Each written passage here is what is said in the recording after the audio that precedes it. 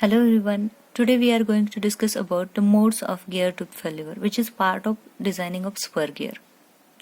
There are two basic modes of gear tooth failure. First is the tooth breakage due to static and dynamic load and the surface distraction. So here we have tooth fracture and wear failure. So in tooth fracture we are going to see a bending failure of tooth gear or gear tooth, and in wear fracture we are going to see abrasive wear, corrosive wear, initial pitting, destructive pitting and scoring. So let's just start from the bending failure. As you can see in this figure, here is the tooth breakage.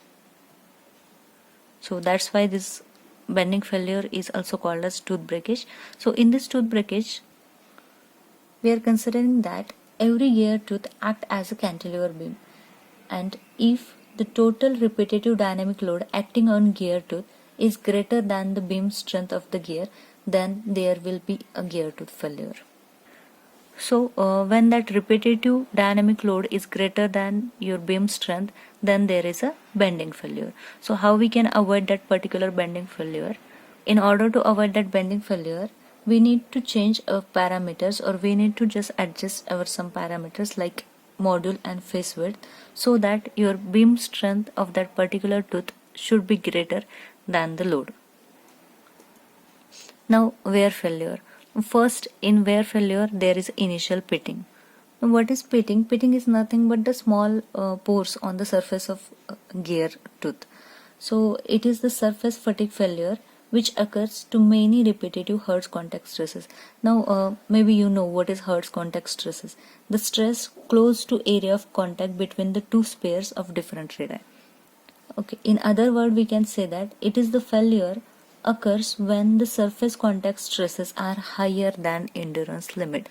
When surface contact stresses are higher than endurance limit, then there is a initial pitting formation on the gear surface.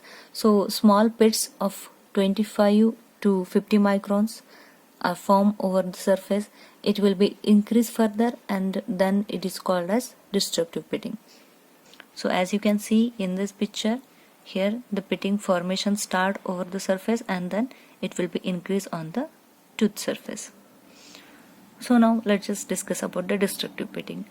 When initial pitting start grown up, it will be become destructive pitting. So it is large in diameter as compared to the initial pitting. Then destructive pitting usually result from surface overload. Destructive pitting can be avoided by keeping load on the surface below the endurance limit. That is the only way we can avoid the destructive pitting.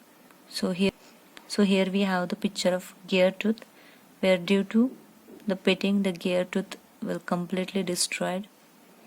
Now pitting firstly spread below the pitch line over the flank. So when pitting occurs, it is at the flank, and then it will be spread over the entire tooth. Now scoring. It is the next type of the wear tooth failure. Now scoring happens due to failure of lubricating oil. We can say that excess heat generated when there is a excessive surface pressure, high speed, or supply of lubricating oil fails. Then there will be alternate shearing and welding takes place rapidly at high speed, and that phenomena is called as stick slip phenomena. That is nothing but scoring. This failure can be avoided by changing some properties parameter like speed, pressure and proper flow of lubricating oil. Now next is the abrasive wear. It is nothing but the foreign particle in lubricating oil, and dirt, dust, burr enters between the two tooth and damage the form of tooth. So we can avoid this failure by providing the filter for lubricating oil or using high viscosity lubricating oil, which enable the formation of thicker oil film, and hence it permits easy passage to such particle without damaging of gear tooth. And example of such open gear machinery conditions are like mining machinery, cement mill, etc. And last failure of gear tooth due to wear failure is nothing but the corrosive wear. So cause of corrosive wear is the corrosive elements in lubricating oil. And remedial action is we need to use a filter and use high thick lubricating oil so we can able to avoid the corrosive wear.